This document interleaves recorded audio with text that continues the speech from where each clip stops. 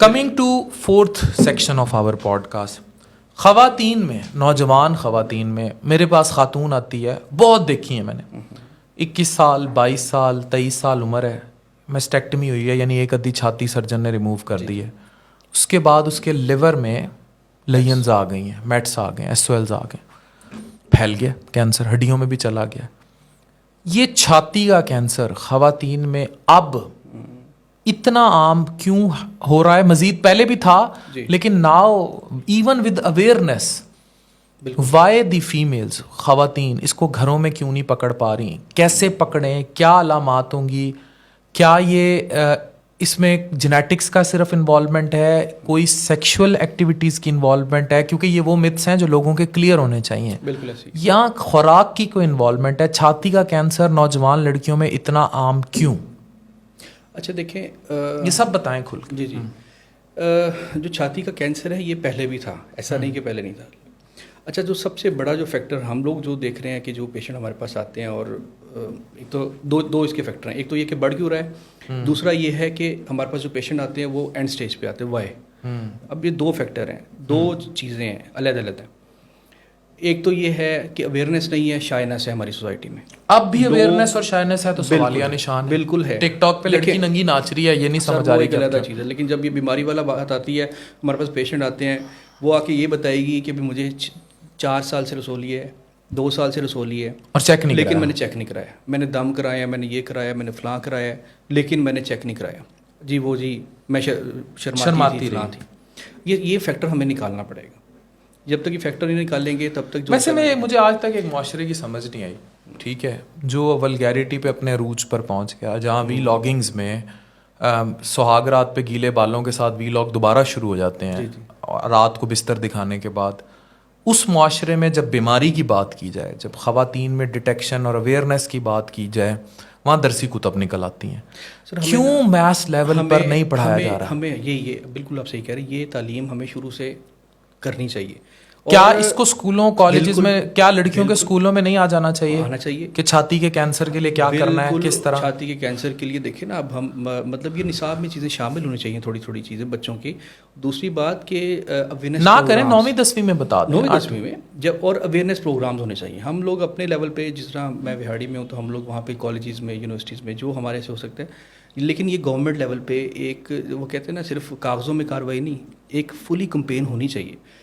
7% تھا 2000 میں breast cancer کی ریشیو، اس ٹائم وہ 16% پہ چلا گیا، یعنی 7% سے 16% پہ چلا گیا۔ اور پاکستان میں جو ہے وہ مطلب ہر سال 90,000 نیو کیسز آتے ہیں، جس میں سے 40,000 کے قریب یا اس سے بھی زیادہ پیشنٹ جو ہیں وہ ایکسپائر ہوتے ہیں۔ وہ کیوں ایکسپائر ہوتے ہیں؟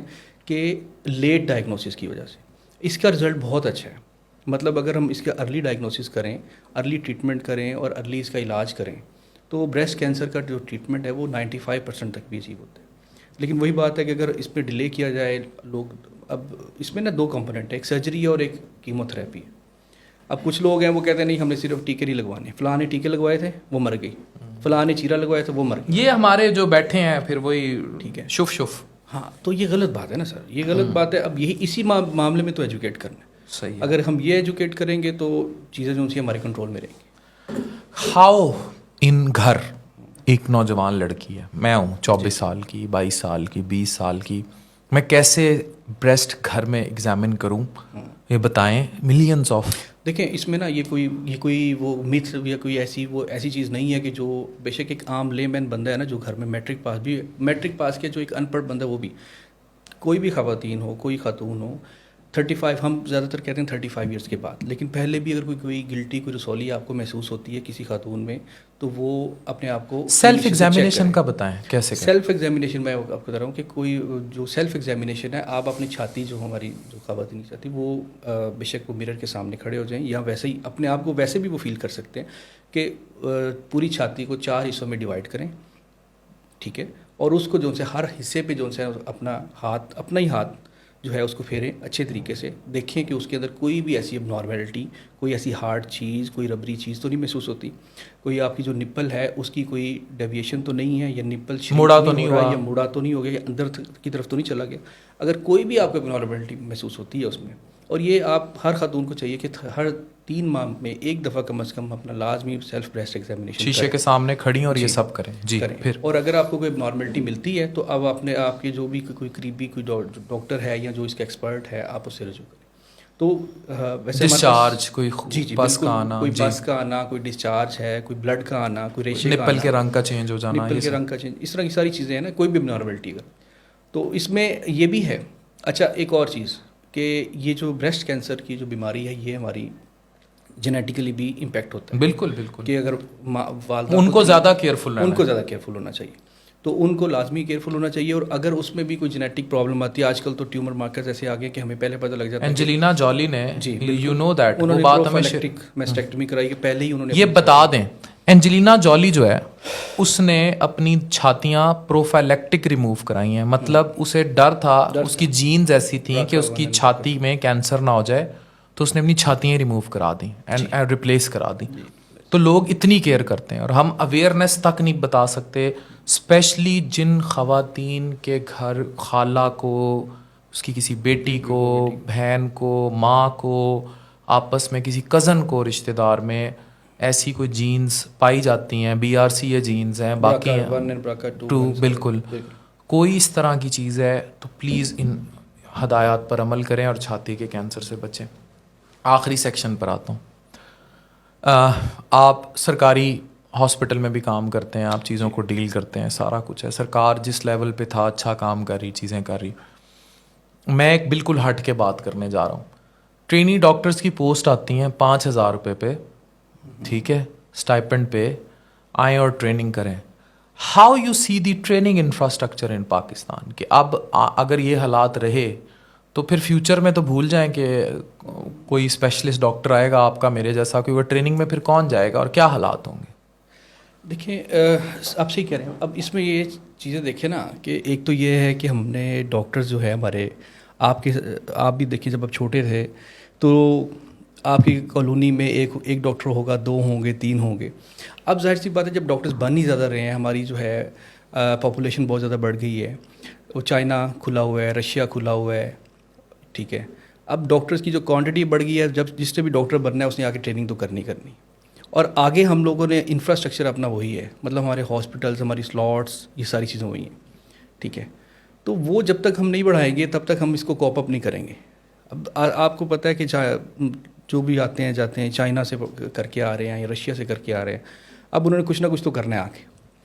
اب آپ اس کو فری بھی کہیں گے نا کہ آپ ٹریننگ کرو تو وہ بھاگ کے آئے گا، تو ظاہر سی بات ہے پھر وہ ٹریننگ کا معیار بھی نہیں رہتا. تو یہ تو ہمیں چیکس کہیں نہ کہیں تو کرنے ڈالنے پڑیں گے. چین، روس اور پرائیویٹ میڈیکل کالجز جی ہسپتالوں پہ لعنت کیوں پھیر دیتے ہیں؟ مطلب why they do not build training teaching hospitals? دیکھیے یہ ہونا چیز ہے. یہ تو اب دیکھیں نا، یہ تو گورنمنٹ کو رول بنانا چاہیے کہ پہلے اسپتال بنائے پھر میڈیکل کالج. سر ہسپتال بھی بنے ہوتے ہیں، ہاسپٹل بھی وہ شو کرنے کے لیے بناتے ہیں ان کے پتہ ہے مجھے، لیکن انفراسٹرکچر ویسا بلڈ نہیں کرتے. میں ایک بات سمپل سی بات ہے، آپ بھی ملتان میں رہتے ہیں، مطلب ہمارے بچے ہیں جو پرائیویٹ میڈیکل کالج میں پڑھتے ہیں، ان پہ پابندی ہو کہ وہ جہاں پہ پڑھیں گے ادھر سے ہی وہ اپنی ہاؤس جاب کریں گے اور ادھر سے ہی ٹریننگ کریں، اسپیشلائز ٹریننگ کریں. بالکل. تو پھر جو ہے یہ چیزیں امپروو ہوں گی. جب آپ سارا بوجھ سرکاری ہاسپٹلس پہ آ جائے گا تو ظاہر سی بات ہے سلاٹس تو لمیٹیڈ ہیں، تو پھر وہ ساری پکڑ دکڑ یہ وہ کیا اور شعبے اسپیشلی خاص کر IT کے شعبوں کو اوپر نہیں آ جانا چاہیے؟ IT کو دیکھیں. اب میں بتاؤں نا، اب ڈاکٹر ہیں میرے پاس آتے ہیں، وہ 30,000 پہ بھی کام کرنے کو تیار ہیں، 40 پہ بھی. لیکن جو IT کے بندے ہیں جن کے پاس کوئی اسکل ہے، ہنر ہے. میرے پاس ایک بندہ ہے، یہ سارے جو آپ بورڈز دیکھتے ہیں نا، لیور ٹاور اور یہ جو بورڈز اس نے ہاسپٹل کے بنائے ہیں، جو 3D پرنٹس بناتا ہے، اس کو کبھی کوئی میں میسج لکھ کے بھیج دوں نا، اور اس کا مجھے آگے سے میسج آتا ہے، سر جی ویکس کر دو. اچھا ویکس کر دو مطلب وائس بھیج دیں. میں اس کو وائس بھیج دیتا ہوں، اس کے بعد وہ لیور کے اسپیلنگ بھیجے گا LEVER، پھر میں اس کو ٹھیک کر کے بھیجوں گا، پھر وہ آگے کہے گا سر جی ہون چیک کرو. وہ ٹھیک. وہ بندہ، میں نے اس دن اس کو روک کے پوچھا، میں نے کہا تو مہینے کا کتنا کما لیتا ہے؟ وہ یہ 3D امپرنٹس اور یہ بناتا ہے، جھولے بناتا ہے، اس طرح چٹا ان پڑھ ہے، ٹھیک ہے. وہ کسی کو آگے بھیجتا ہے، وہ اس کو بنا کے لکھ کے دے دیتا ہے اور وہ پھر اس کو بنا لیتا ہے 3D ڈیزائنز اور یہ وہ. کہتا ہے 5 سے 7 لاکھ 8 لاکھ مہینے کا کما لیتا ہوں. اسکل ہے اس کے پاس، ہنر ہے. ہاں، پڑھا لکھا نہیں ہے. اب ایک ڈاکٹر جو پرائیویٹ میڈیکل کالج میں 1 کروڑ روپیہ فیس دے کر بنتا ہے، اس کو 20-30 ہزار کی بھی نوکری نہیں ملتی. تو وائی یہ جو لڑکیاں 18 سال کی لڑکیاں جو امیزون پہ ڈراپ شپنگ پہ کام کر رہی ہیں 2.5 3 لاکھ 4 لاکھ. ایک لڑکی بہاولپور کی میرے پاس آئی, 2 بہنیں, وہ 15 لاکھ مہینے کا کما رہی تھی امیزون پہ بیٹھی. کوئی ڈاکٹر کما سکتا ہے ہاؤس جاب؟ نہیں کما سکتا. آپ کی بات بھی یہ تو نا ہمارے مطلب اب فیملیز کو بھی سمجھنا چاہیے نا, ہمارے پیرنٹس کو. آپ کو بھی پتہ ہے کہ 2 چیزیں ہیں پاکستان میں. جب ایک بچہ جو ہے وہ میٹرک کرتا ہے تو اس کا والد کہتا ہے یا والدہ کہتی ہے یا ڈاکٹر بنا دو یا انجینئر بنا دو, وہ تیسری طرف سوچتے ہی نہیں ہیں. تو اس چیز سے جو ان سے ہے نا وہ ہمیں نکلنا چاہیے. آپ کو بھی پتہ ہے کہ فیمیلز کو تو اس لیے ڈاکٹر بنایا جاتا ہے کہ ایک رشتہ اچھا مل جائے گا, ٹھیک ہے, اور کوئی کنسیپٹ نہیں ہے میرے حساب. ڈاکٹر بہو سوچ نہیں تو سب برباد کیا ہے. ہاں یہ تو ہے. رشتہ آنٹیوں نے ڈیسائیڈ کیا ہے کہ قوم کے مومار جو ہیں وہ کیا کریں گے. ہاں ایسے ہی. اگر وہ عقل سے کام لے لیتی تو یہ نہ ہوتا. ڈاکٹر بہو سوچ جو ہے نا اس نے سب برباد کر دیا. 70% خواتین جو گورنمنٹ میڈیکل کالجز سے ڈاکٹری کرتی ہیں آج وہ گھروں میں بیٹھی ہیں. جی ایسے ہی. اور گول روٹی بھی نہیں بنانی آتی ان کو. ٹھیک ہے, سیکھ جائیں گے آہستہ آہستہ. انہیں سیکھنے کی ضرورت نہیں نا, انہوں نے انویسٹمنٹ پہلے کر دی. میں یہ بتا رہا ہوں نا کہ لیبل نہیں نا لگانا چاہیے. اگر کوئی ڈاکٹر بنا ہے تو پھر اس کو پریکٹس کرنی چاہیے. یہی بتا رہے ہیں, انہیں گول روٹی باہر آ کے بنانی چاہیے. ہاں یہ چیز ہے. تو ڈاکٹر خواتین کو یہ سوچنا چاہیے, اور ان کے سسرال والوں سے میں مخاطب ہوں کہ اگر آپ نے, میں یہ کہتا ہوں انہوں نے انویسٹمنٹ پہلے اس لیے کر دی کیونکہ وہ ڈاکٹر بن گئی نا تو انہیں ٹیکنیکلی ویس کر دیں جیسے کا رشتہ مل گیا. سمجھ رہے ہیں؟